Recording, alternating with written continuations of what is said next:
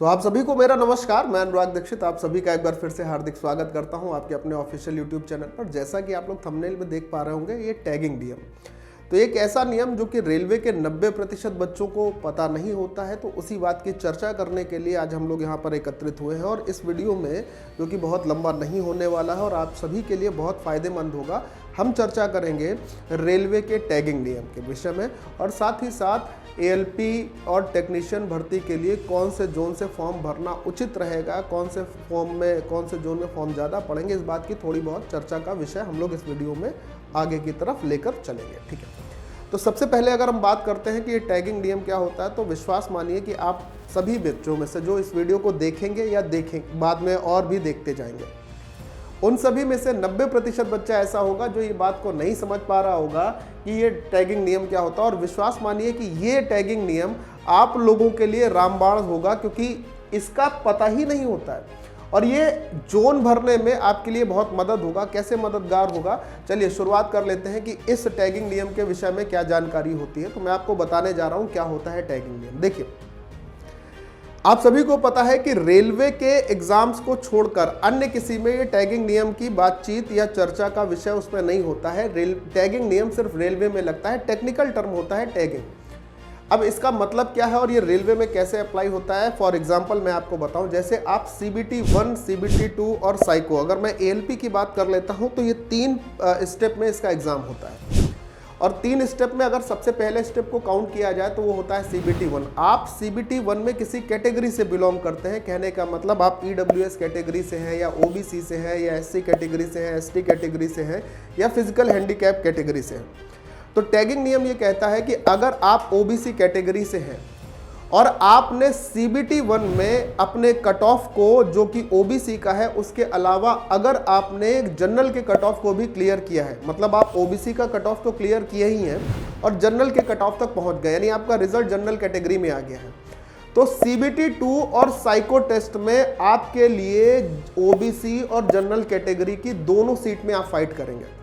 लेकिन अगर आप मान के चलिए, जैसे आप EWS कैटेगरी में है और आपने कट ऑफ सिर्फ EWS कैटेगरी का ही क्लियर किया है, आप जनरल के रिजल्ट में नहीं आए हैं, तो आप CBT 2 में और साइको में सिर्फ OBC कैटेगरी की सीट में ही फाइट करेंगे, आपको जनरल की सीट का लाभ नहीं मिलेगा। इसे कहते हैं टैगिंग नियम और ये बहुत कम बच्चों को पता होता है, क्योंकि एक ऐसा नियम होता है जिसके विषय में ना बच्चा पढ़ता है ना उनको जानकारी होती है। मैं अपनी बात को एक बार फिर से दोहरा देता हूं, टैगिंग नियम के विषय में आप सभी लोगों के लिए जानना जरूरी है। फिर से एक एग्जांपल देता हूं कि आप अगर ST कैटेगरी में हैं, सपोज कर लीजिए आप OBC कैटेगरी में हैं और आपने CBT 1 में, किसमें, CBT 1 में अगर OBC कैटेगरी का कट ऑफ क्लियर करने के साथ साथ अपना रिजल्ट जनरल में भी ले लिया है, UR कैटेगरी में भी ले लिया है, तो आपको CBT 2 और साइको टेस्ट में जनरल कैटेगरी और OBC कैटेगरी दोनों की सीटों का लाभान मिलेगा। लेकिन यदि आप CBT 1 में सिर्फ और सिर्फ OBC का ही कट ऑफ क्लियर कर पाते हैं, जनरल कैटेगरी के कट ऑफ में नहीं आते हैं, तो आपको OBC कैटेगरी के ही सीटों में फाइट करना होगा। और ये कई सारी बातें बच्चों को नहीं पता होती है, जिसके कारण अंत में कई बार वो रिट लगाते हैं और कई बार अपने रिजल्ट को लेकर बहुत परेशान हो जाते हैं। तो आपको ये नियम को सुनना चाहिए और समझना चाहिए। ठीक है, इसके बाद अब हम लोग बात कर लेते हैं कि जोन की, किस विषय की बात करें तो जोन पे अगर बात कर लेते हैं कि किस जोन से फॉर्म डालना चाहिए। देखिए, अभी भी 60% बच्चों ने फॉर्म नहीं डाला है, 40% बच्चा ही ऐसा है जो फॉर्म डाल रहा है। अब जैसा कि आपको पता है कि LP के लिए अगर बात करें तो सबसे ज़्यादा वैकेंसी बिलासपुर, उसके बाद अगर फॉर्म कहाँ पर सबसे ज़्यादा पड़ेंगे तो जहाँ स्वाभाविक सी बात है कि वैकेंसी ज़्यादा होगी, फॉर्म का ज़्यादा गिरना वहाँ पर तय है।